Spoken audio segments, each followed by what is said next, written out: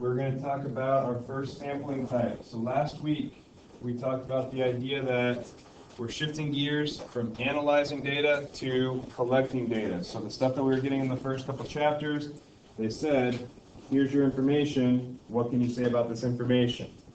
Now we're going to talk about where we get our information from and how to do it correctly. So last Friday, we talked about sample and population. So what was our population? When we say we're looking at our population, what are we talking about?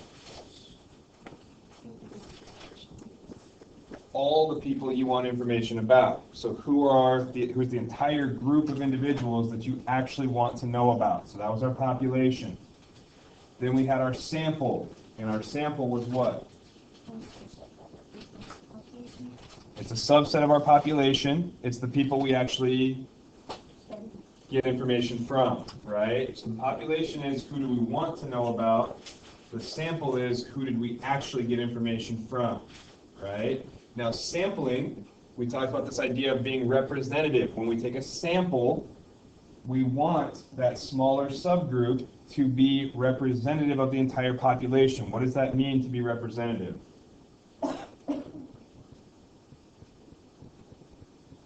Like if it has like boys and girls in the population, it'll be boys and girls in that sample. Yeah. So we want our sample to look basically like a miniaturized picture of our overall population. So if we have men and women in our population, we better have both men and women in our sample. If we have lots of different age groups within our population, we should have lots of different age groups within our sample, things like that. Okay? So today, starting this week, we're going to talk about different types of sampling techniques that we can use. We're going to talk about good sampling techniques. We're going to talk about bad sampling techniques.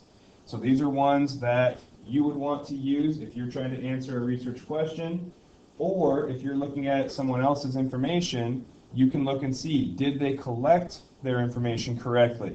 Because if they didn't, their findings are going to be pretty useless to you. Okay? So we're going to talk about the good types. We're going to also talk about some bad types, and then things like that. And then we have a quiz on Friday over this material. So we're going to spend the rest of the week here on section 4.1. So the first type of sampling we're going to talk about is going to be called a simple random sample, or an SRS. Now before we get too far into that, I do want to talk about one type of sampling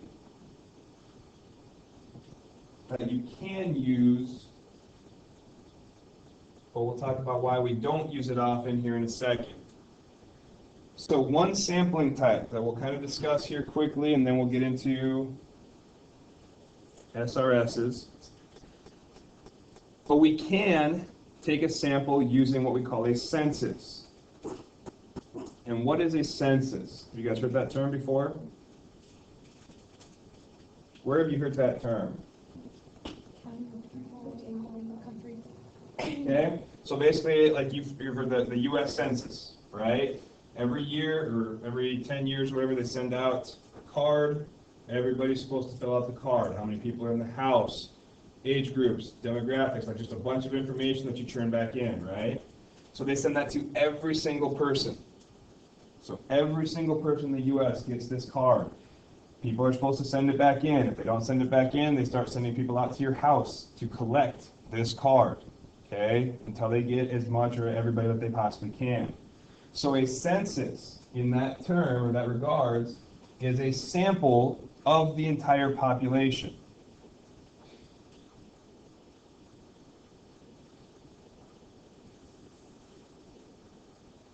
So a census is a sample that includes the entire population. So last Friday, we talked about a couple different scenarios.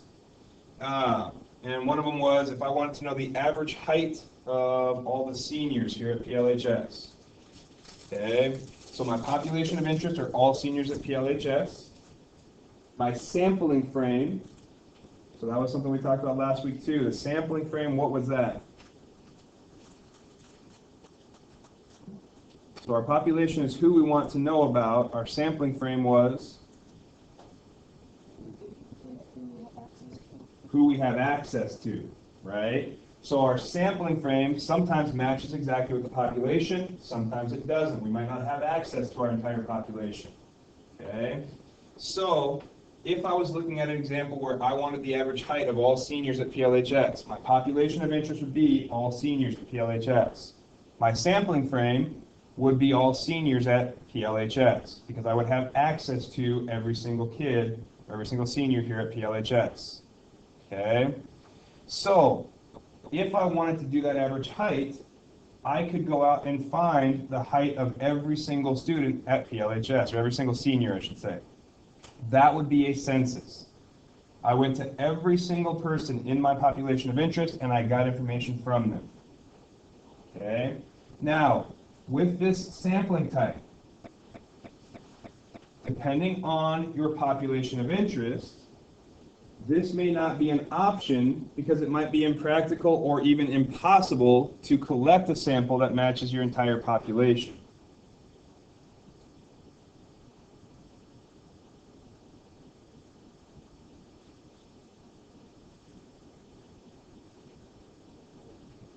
So a census would be excellent to use if you have access to your entire population, and going out and taking a sample of your entire population would be cost effective, timely, things like that. So if it wasn't going to be too big of a pain, you'd want to go out and get information from your entire population, because if you do that, the values you calculate are going to be guaranteed to match exactly what your population would look like.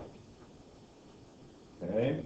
But if your population was something that you might not be able to reach in a timely manner, or it might be too costly to make up and do whatever research question you want for an entire population. So for instance, if my population of interest was all U.S. adults, would I likely have time to go out and contact every single U.S. adult? Probably not, right? So it would take me forever to do that. So a census wouldn't be a practical idea in that setting. So while this is a sampling type, it's one of the better ones if it's feasible to actually take your entire population. So if you can do it, do it. But like we said, a lot of times our population is either going to be too large, it's going to be too spread out, so not accessible, or things of that nature, which means we really can't use this census all that often. So here's where our sampling types come in. So we said if our population is something where we cannot reach everybody, then we at least want to give an estimate by taking a sample. So we're going to take our entire population and we're going to shrink it down into a manageable sample size, something that we could go out and get information from. And then from that sample, I can calculate my value. What do we call a value calculated from a sample? A statistic. So I can calculate my statistic and use that as an estimate.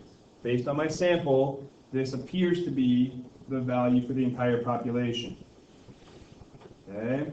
So, a simple random sample, which you're going to see notated as SRS. When you see these three letters, these are referring to a simple random sample. It's the only one that they abbreviate.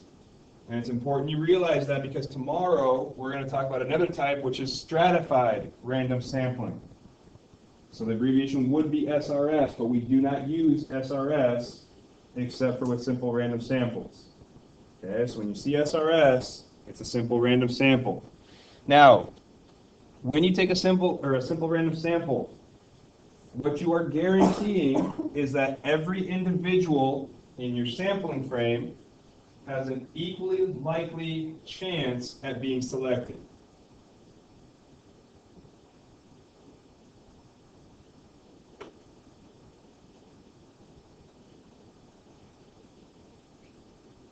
So you're going to take your entire sampling frame and you're going to give every individual in that sampling frame the exact same chance at being chosen for the particular sample.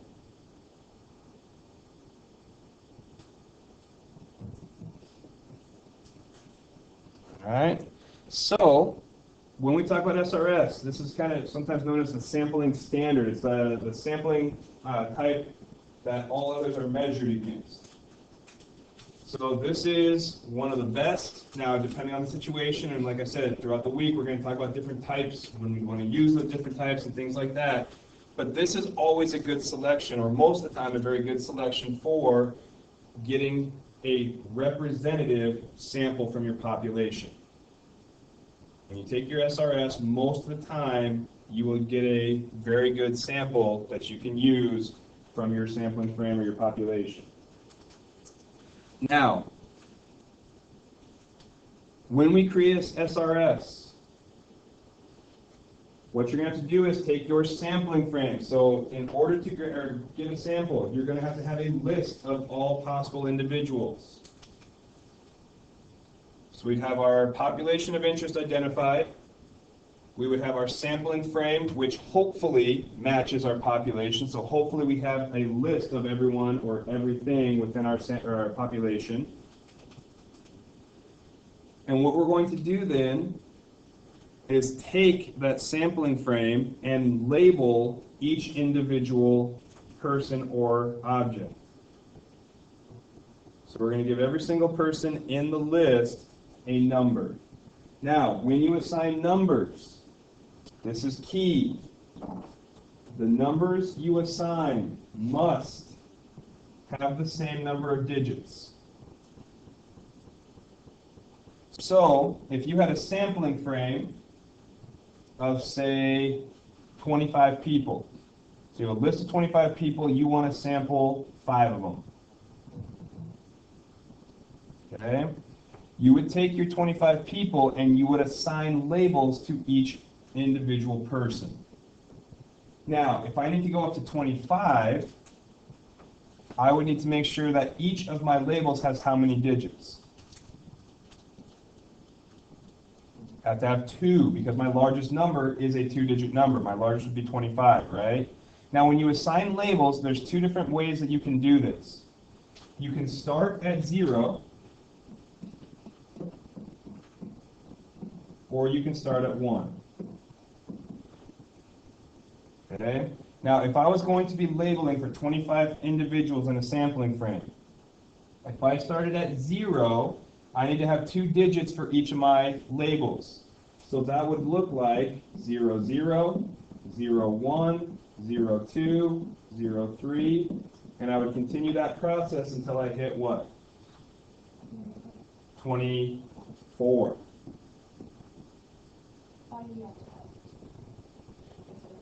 Yep, we're going to talk about it in a second, because the way we get them is going to come from a table, and we'll show what happens if we try to do different digits. So 01, 0, or 0001, 02, 03, up to 24. This would give me my 25 labels. Okay? If I started at 1, my first value or first label would be 01, then 02, and I would continue that process until I got to 25 in this case. Okay? Now, for the most part, it's not going to matter too much which one you choose or which one you utilize. My suggestion would always do this first option here. Always start at 0. Okay? The reason for that, if you had 10 people that you wanted to select from, or actually let's go 100. If we wanted 100 people that we wanted to select from, if I started at 1, I would have to go from 1 up to 100. How many digits does my largest value have? 3, which means I'd have to do 3 digits for every single number. I'd go 001, 002, 003, all the way up to 100. Right? Now think about if I started at 0. If I didn't start at 1 and instead started at 0, what would be the largest label I would have to use then? 99. I'd go from 0 to 99, and 99 only has how many digits? 2. So in that case, I could go 00, 01, 02, up to 99. I'm still going to have the same number of labels, but in a second here, when we talk about what these labels are going to do, you're going to see why we would want to try to minimize the number of labels we have, or number of digits per label. So my suggestion, whenever you're doing a simple random sample, start your labels at 0.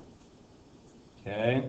Because then if you do that, you'll catch those scenarios where you might be able to reduce the number of digits you have to create, which is going to make the process easier overall.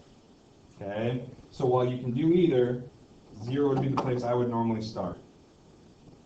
Does that make sense? So when you label, you need to make sure your digits, or your each label has the same number of digits throughout. And we're going to talk about why here in a second. But that is extremely important that you make sure every time you do that. Okay? So, once every individual has a label, you are going to use a random number table or a calculator to select your sample. So you're going to use, they have tables that just have randomly generated digits on them. So it's an entire table. They have books, thousands of pages long. All it is random digit after random digit after random digit throughout the entire book. Your calculator has a random integer generator. So it has a function that will generate random digits for you. So those are going to be the two processes we use to select samples. Now, one of the things you're going to be expected to do is, given a scenario, take the sampling frame, label it out, and select the sample that you would generally get for that particular question. So that process you're going to go through. Okay, so you're going to have to understand how to assign the labels, how to use the table or calculator to select the correct sample. So like when you're calculating out, will we all give the same random numbers? You should. So we'll start so on a quiz or a test, I'll tell you, use the table, start at this line, which is going to say then everyone's going to have the same values pop up. Oh. In the calculator, we are going to talk about a seed value. That'll come up in a little bit. And if you start at the same spot in your calculator, it should give you the same random digits for each one. But depending on the calculator, sometimes they're a little bit off. So it'll be one of those things where I'm going to tell you where to start, and then you need to give me the values from there. All right, so let's talk about the table first.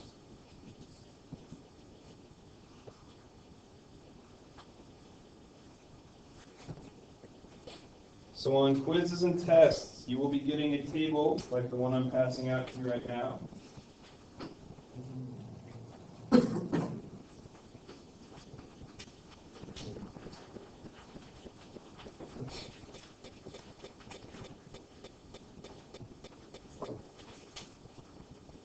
Okay, so this table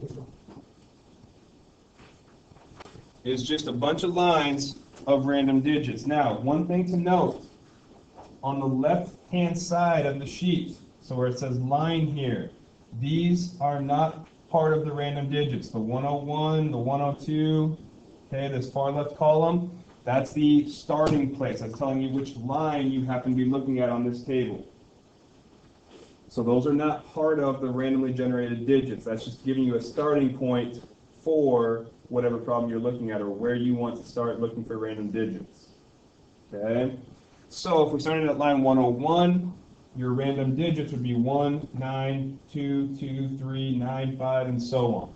So these are just randomly generated, just pop up at random there, based on whatever method they use to collect it. So here's where we start talking about the idea of using the same number of digits for each of your labels. Okay? Now if I had, like we go back to that example, 25 people, and I need to label them. If I labeled them as just 1, 2, 3 up to 25, or 0, 1, 2 up to 24.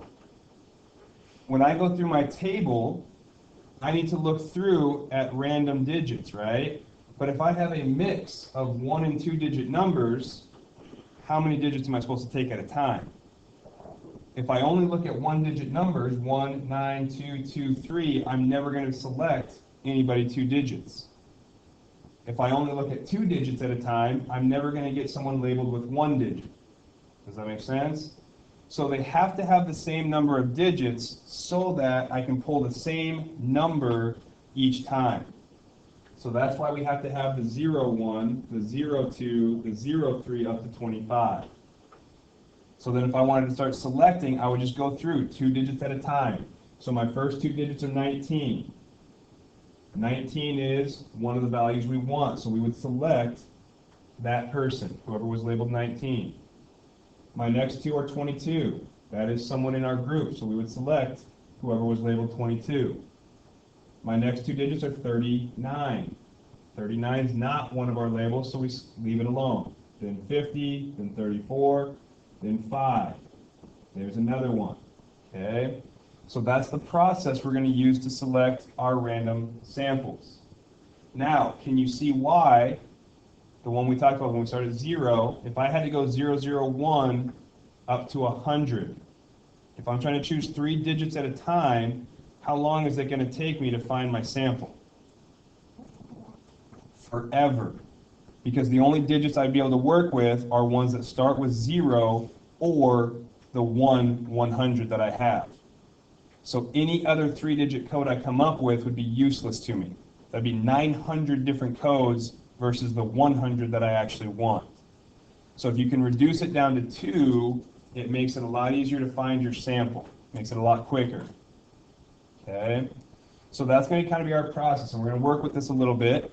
The other thing to note here, when you're looking for your sample, so let's say I was looking for 8 people out of these 25, so I go through, and by the time I get to the end of the line, I still don't have 8 people selected.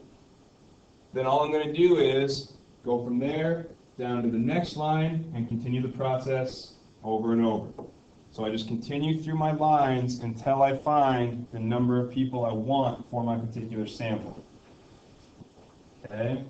So that's where we just match up the values with what we find in our table there. Alright, so let's go through another example here. So you guys can kind of see this process in action again. So we're going to use table D, it says. I think in the book it calls it table D. This one calls it table B. Doesn't really matter. It's the same table. Okay. So we're going to start at line 130, and we're going to choose an SRS of 4 hotels. So we have our list of hotels, and they've gone through, and for each hotel, they've labeled it. So they started at 1 up to 28. So 01, 02, 03, and so on. All right. Now, if you guys go to your line 130, does it match up with the same numbers I have up here? Yeah. Okay, so I couldn't remember if the book table was different than that one. So these are the same numbers, right? So starting at line 130, we are going to select 4 hotels. Okay? So what you do is you go through 2 digits at a time. So our digits would be 69, 05, 16, 48, 17, and so on. We just pull 2 digits at a time to look at. So what we need to do is we need to find labels from 01 to 28. Okay? So if we start going through, my first 2-digit number is 69. Is that one of the labels I'm interested in? No, so we discard it. What about my next 2 digits, 17? Or I'm sorry, 5. 5 is one of our labels, so we want to select hotel number 5, which would be Beach Castle. 16 is one we want to select, so we would select the Radisson as part of our sample. 48, not part of what we want, so we skip it. 17 is one, so we would select Ramada as one of our hotels. How about 87? No. And then I get 17 again. What would I want to do at this point? I would have to discard it. Why? Because I've already selected Ramada. I can't select Ramada again, right? So if I'm selecting a random sample, I have to discard repeats. Once I've selected that person or item, I can't select them again, right? So now we're not only discarding values that aren't one of our labels, but we have to discard repeat labels as well until we get 4 different hotels. So then we continue that same process until we get to the end here, and we find hotel number 20. So there's my fourth different hotel that I want to select.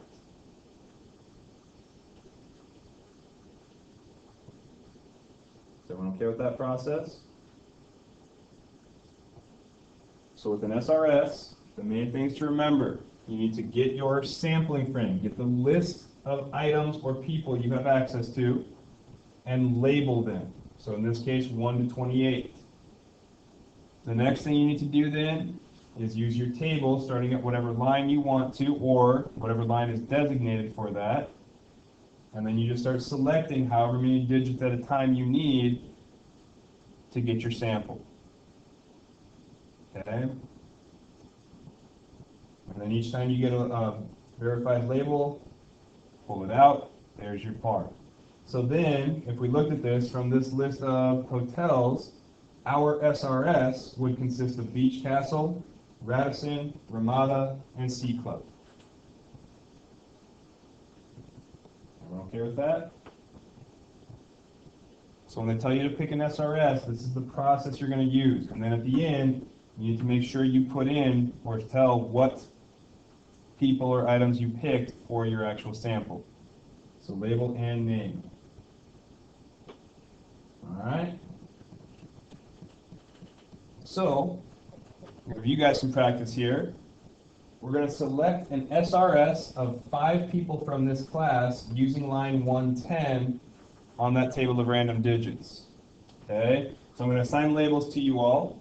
So you just have to remember your label. We'll pick them out. We'll tell who's going to be selected. All right? So 5 people from the class. So we're going to start here. You're going to be 0.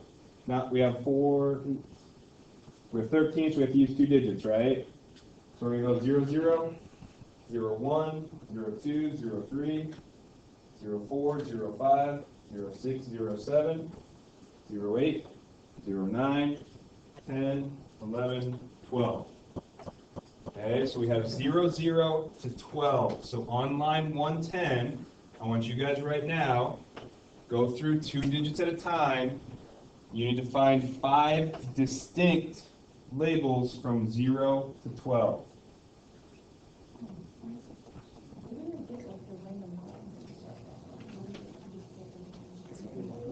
So this one I just said, yeah, it'll tell you number 4, you'll get to select yourself. 3.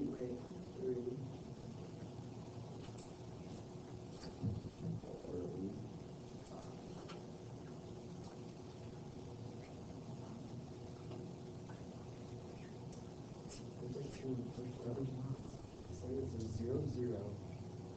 Where? Just when row 1 comes down. I'm starting at row 1. Your table is speed. Go.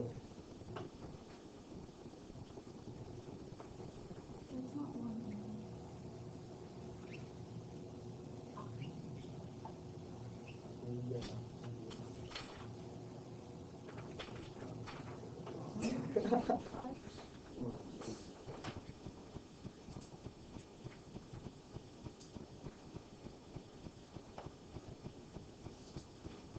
How many was it for? 5 total.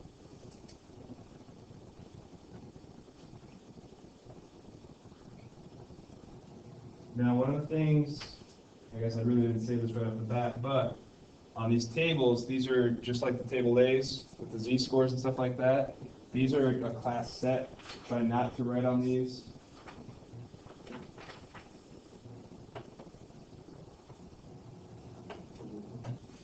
So if you need to, keep a record of it on a separate sheet.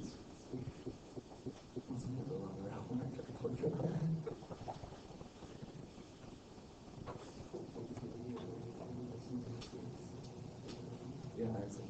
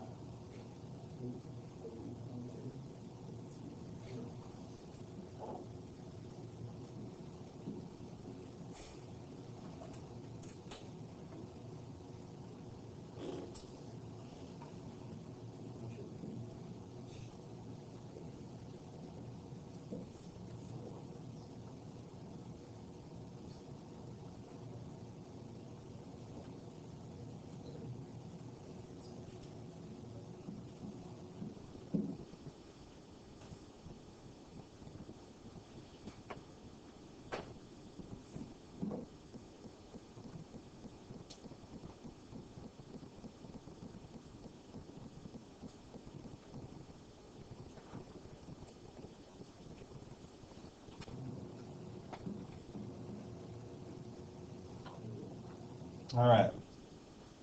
So these are the 5 you should have selected. Does everybody match that? So if we go 2 digits at a time, first one we would have come across would be 06. Then as we continue on, the next one would be 08.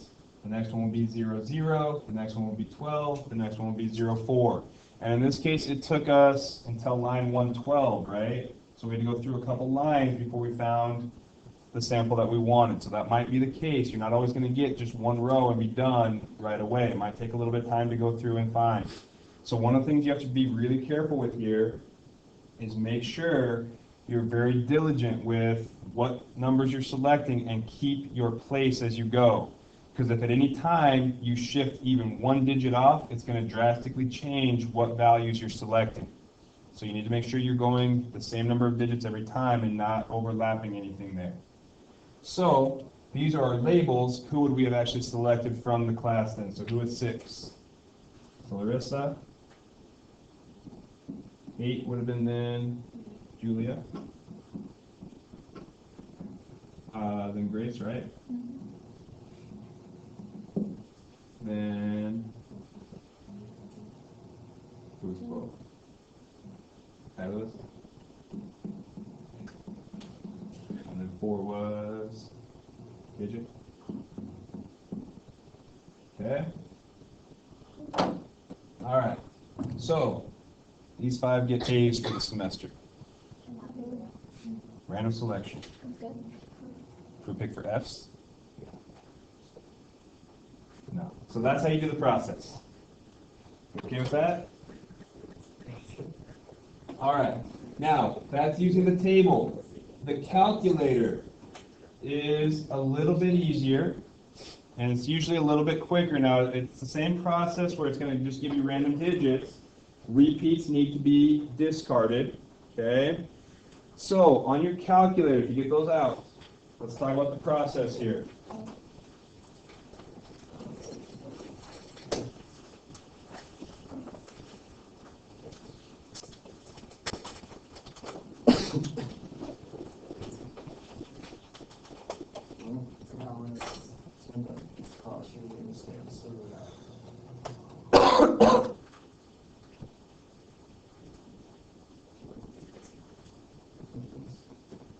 All right, so when you're using your calculator to assign random values, the first thing you're going to do is type in what we call a seed value. Okay? So you're going to tell your calculator, the seed value basically tells your calculator where to start its random selection. So it's got a table embedded in it. You're just telling it where to start. So here, this problem told us to start at line 110. Well, your calculator also needs a reference on where to start. Otherwise, it's going to pick up wherever it happened to be left off. So what you're going to do is you're going to type in 9423. Type those numbers in. And then you're going to hit the store key.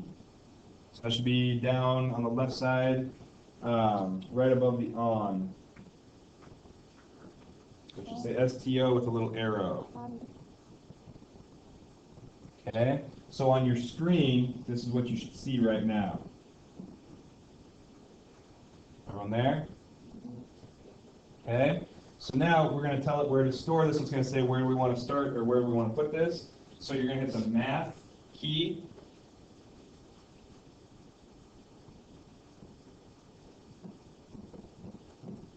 And then you're going to scroll right until you get to the list or the menu for PRB or PROB, depending on your calculator. So it should be the very far right list, PROB or PRB. And then the very first option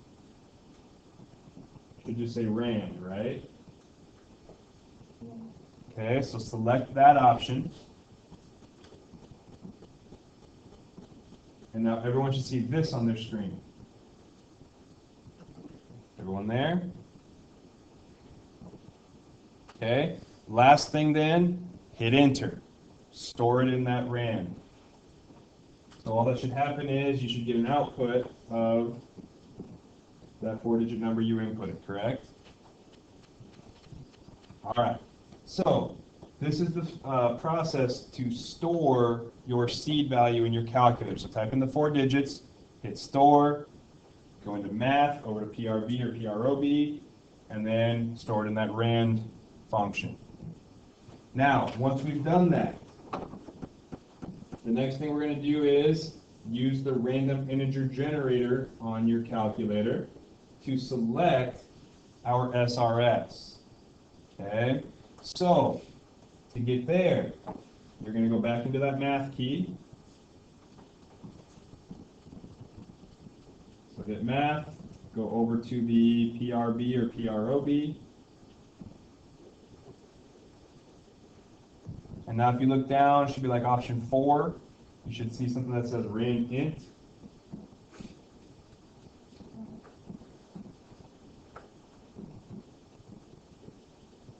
Everyone see that function there? Okay, so go ahead and select that function.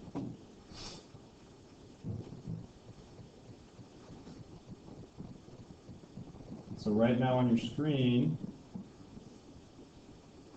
you should either see this, or some of you might have a menu. Some of you guys get like a menu, says like lower, upper, things like that.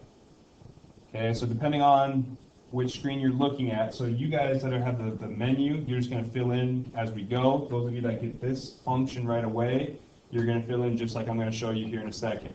Okay, so the first thing you're going to do now is tell the calculator what's the lowest value you wanted to search for. So what was our lowest label in our problem here? 0, right? Now the good thing about a calculator, I would always do this anyway.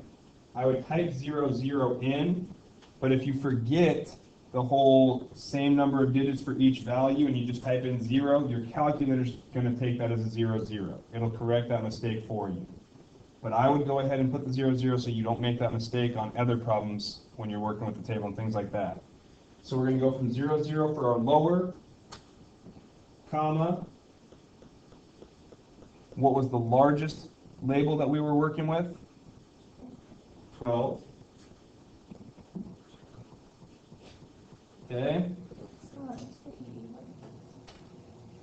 And so if we do this,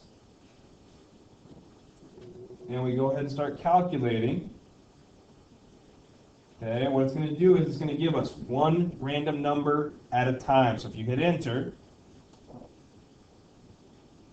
it's going to give us a number. It should be between 0 and 12. So all it's going to do is it's going to search through its table. It's only going to report back the first value it finds from 0 to 12. So what did you guys get? 5. 5? Okay. So now, from this point here, if you hit enter again, it should give you another random number, which would be 7. And then hit enter again. 7.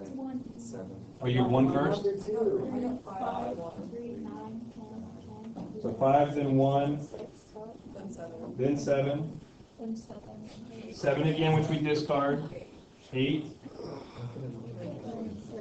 and then 3. Okay? So, when you're using your calculator, this is going to be the process you use. Once you've stored your seed value, use the random integer function, set in a lower value, an upper value, and then it's going to just generate those random numbers for you. Anytime you get a repeat, you're going to discard it because you've already selected that individual. Okay? So we would have selected 5, 1, 7, 8, and 3. Does that make sense? All right. Yes, and so the next thing that you could do here, depending on how much you're searching for, now this, sometimes this will be nice, and this will be more widely used when we get to simulations in a couple chapters. But if you wanted to, you could tell your calculator to give you like 5 numbers at a time. So instead of sitting there and hitting enter over and over and over again like that, you could tell your calculator, okay, I want from 0 to 12, but I want 5 numbers at a time. So in that case, the only thing you're going to change is when you go into your randint function, you're going to start at 0, comma 12, and then you're going to add an extra comma, and then how many digits you want at a time. Okay? Or if you're looking at your the menu, I think it says like just in, right?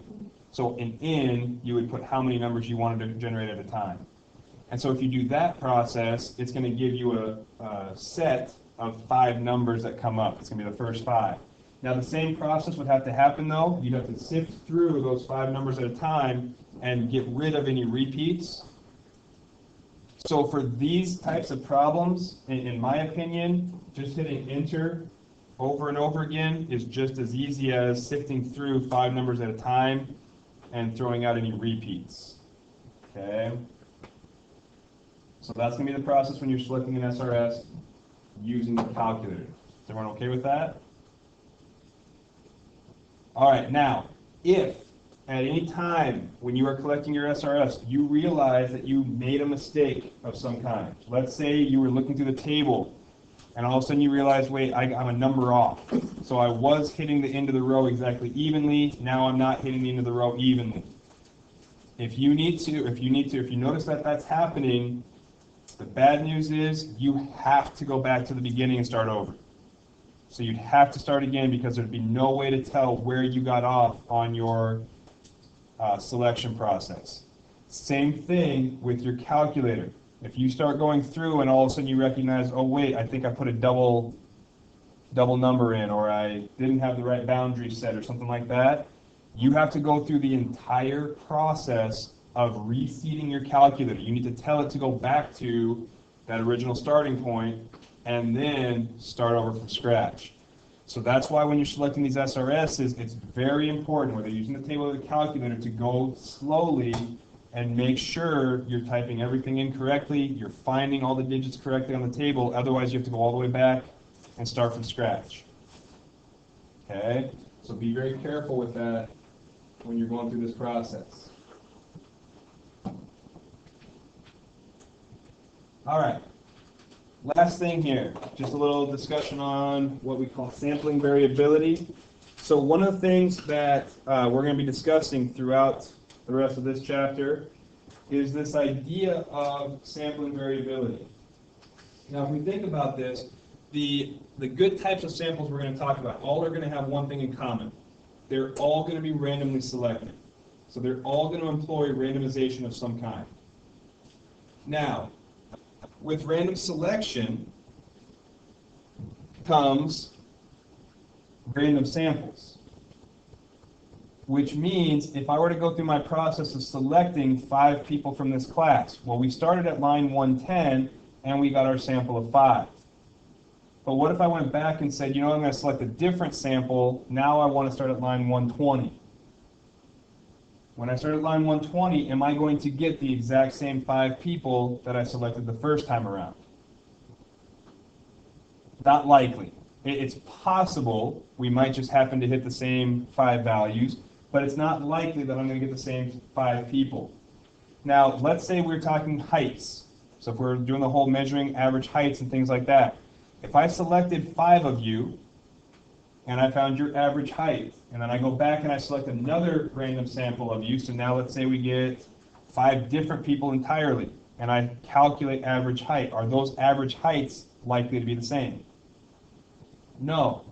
And that's where the sampling variability comes into play. When we select random samples, each time we select a new random sample, we are going to be getting a new group of people, which means we're going to be calculating an entirely different value. It's going to be highly unlikely that we get different people that end up with the exact same value as we had before. So each draw selects different people for our sample. And each of these differences then lead to changes in the variable we're trying to measure. So the average height of one sample of 5 of you guys is going to be different than the average height of another sample of 5 of you guys. And so on. If I continue that process, each time I'd be getting different people, and each time I'd be getting a different average height.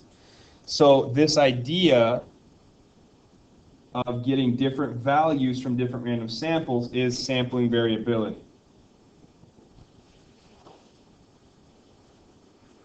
So it's just telling you to keep in mind that when you take random samples, your value might differ than someone else's value simply based on the fact that they were randomly selected, which means you had different values to work with for your calculations.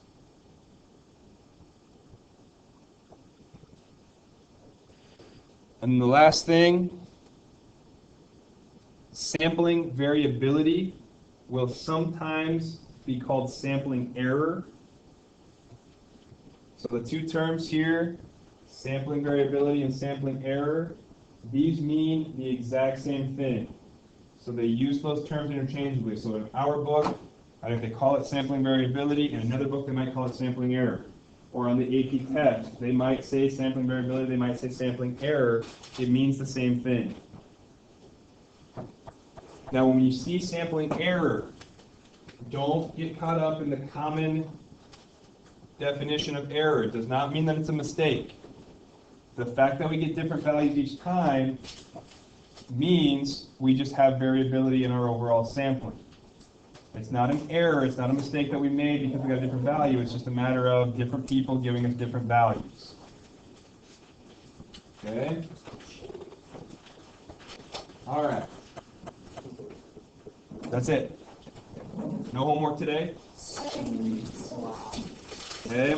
So what we're going to do is we're going to talk about stratified random sampling tomorrow, and then I'll give you guys a worksheet that puts the two ideas together and lets you practice with some of those ideas.